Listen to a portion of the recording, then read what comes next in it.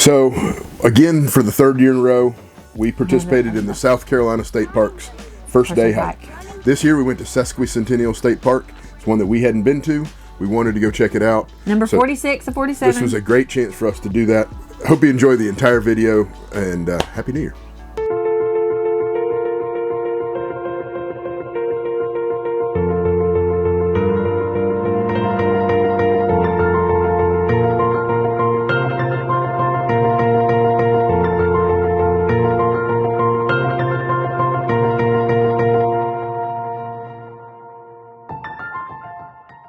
So, when we knew we wanted to participate in the first day hike, this year almost every South Carolina State Park. If it wasn't all of them, it was almost all of them. It was at least 2/3 to more than that. I mean, it was significant. It was a lot. The website from the state park system listed them all out, and I think they were almost all there. But I don't think some like Woods Bay or no. I don't know, but it was a lot. It was cool. We're down to just a couple parks that we have not made it to, so we said, why don't we go check out one for the first day hike? So we went to Sesquicentennial State Park.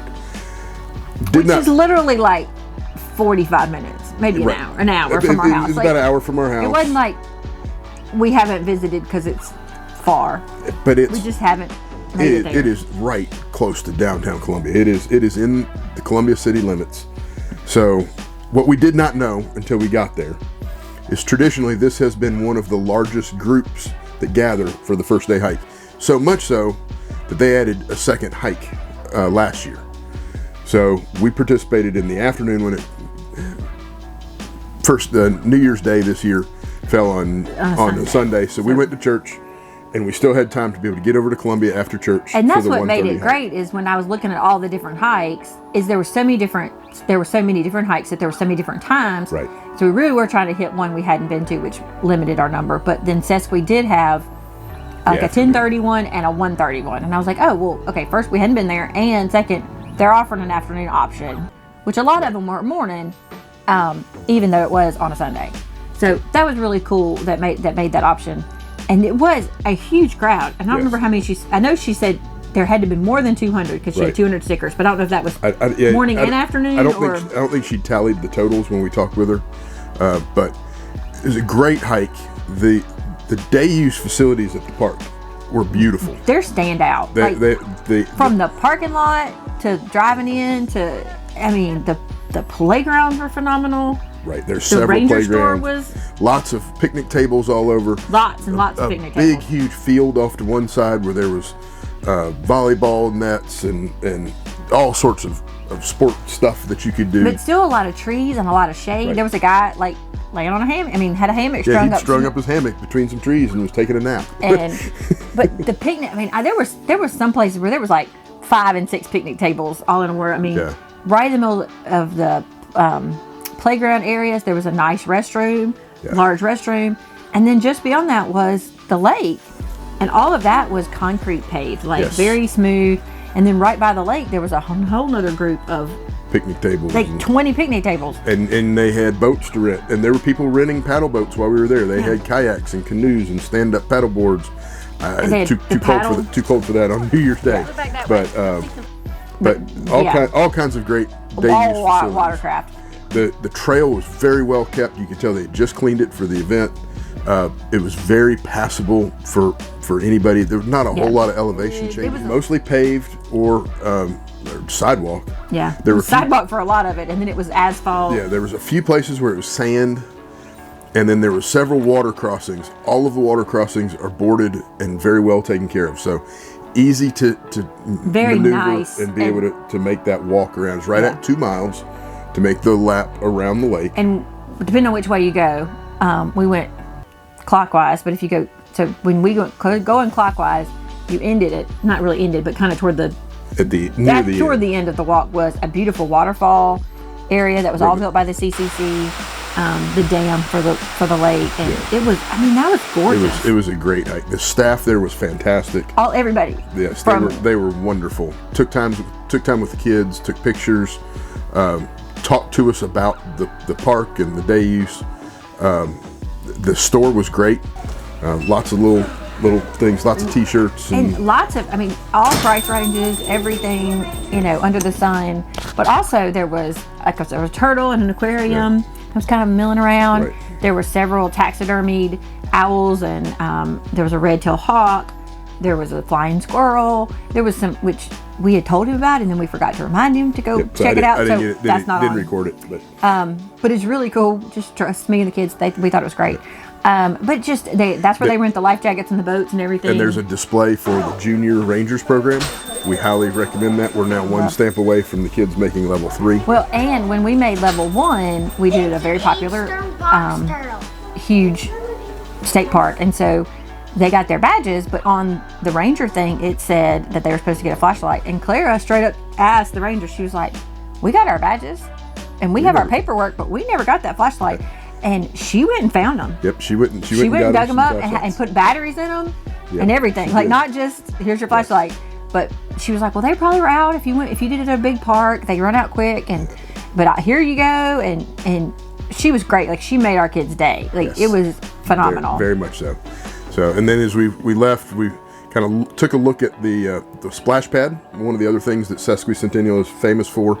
And there's nice restrooms there, changing area. It's the only state park that has a splash pad. And it was all fenced in separate too, so you go in there separately, until your kids aren't going to like run off and be in a whole different area. Like, one other thing that we did stop and take a quick picture at. There wasn't a whole lot about it. I would love for the parks to promote it a little bit more. There's a log cabin that the signage says that estimate was built in 1757, one of the oldest known structures to the Columbia area.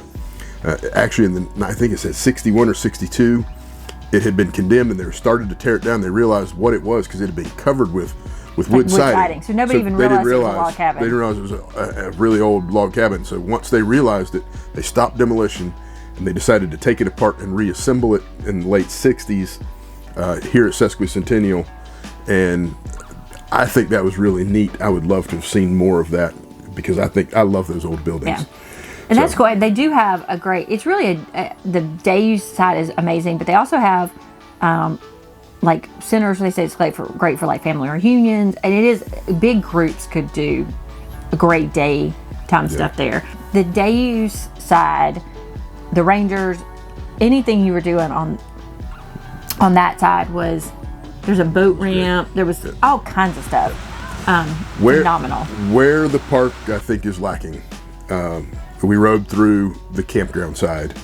And they have just done a remodel of the first part of the loop. It's almost like a figure 8 shape. So the first part all now has 50 amp hookups. And 9 of those sites have full hookups. That is nice. Unfortunately, the road in is really rough, and it's a packed gravel. And maybe that's in a plan because of... we don't know. Because they really just finished the remodel. Right. She said it was very recent. But then as you go back, the other loop also is just packed gravel and sand. The sites were small. They only had 30 amp hookups and water.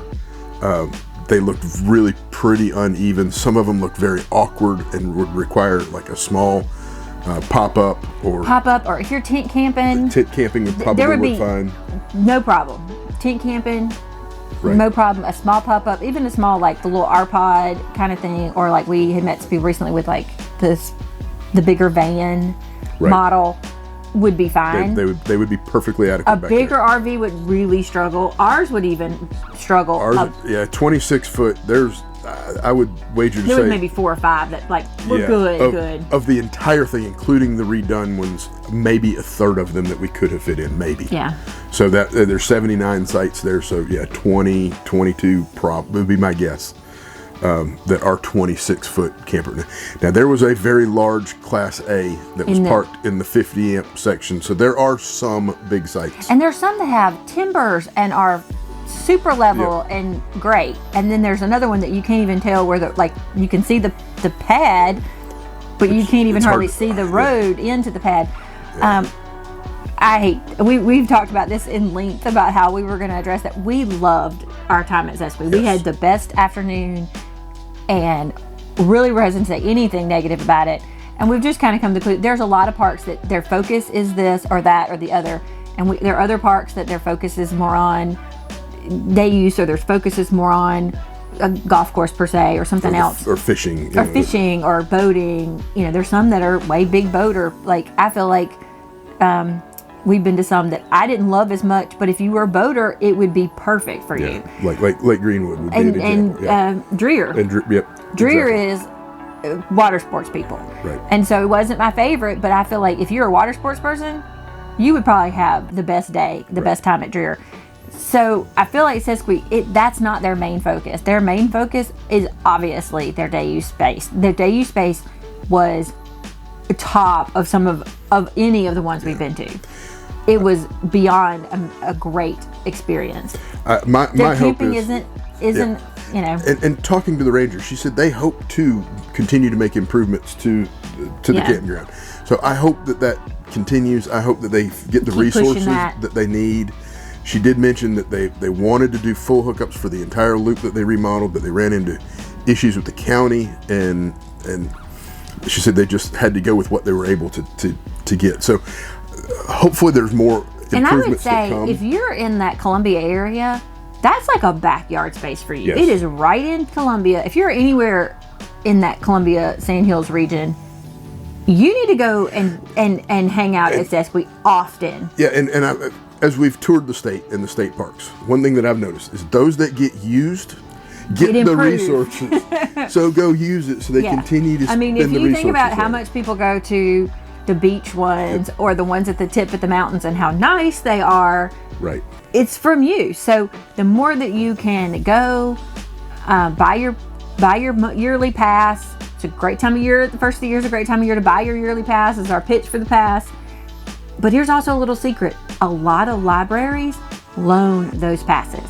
So if there's a park that you're thinking about checking out and you don't want to pay, the $6 per adult or whatever, and some of them have, they vary. They're all different. Check your local library, because we've rented one from the library before. We neglected to do that this time. But that $21 went back to the park. It went, each park is showing what the resources, the number of people that are coming in, and how much money they're generating. And trust us, there has got to be some kind of ranking system, because the ones that get the use get the improvements. Get the resources. So if you're in that Columbia, Lexington, Chapin, Camden area, y'all need to go hit up Sesqui this year. Tell us what you think. Pack a lunch. Go rent a boat and enjoy. Or stop at Rush. I mean, literally, this park is off of 2-notch, a main 5-lane drag, and we drove out. And 4 miles up was Rush's and then Cookout. And so, you know what? Driving to Columbia, stop at Rush's, pack a lunch, stop at whatever. There's a Popeyes, there was a Walmart. I mean, that's why for camping, it would be excellent for camping. You forgot something? It's right there. There's a bunch of stuff out that way. But take a Saturday, go check out Sesqui. It was amazing, and it's in the backyard. If you're in Columbia, it's in your backyard. They say that about Paris Mountain, that it's Greenville's backyard. Yeah. I don't think Columbia knows that Sesqui's their backyard, and you should. It's phenomenal. Yep, I agree. So go check it out. Hope you enjoyed this video. Thanks for watching.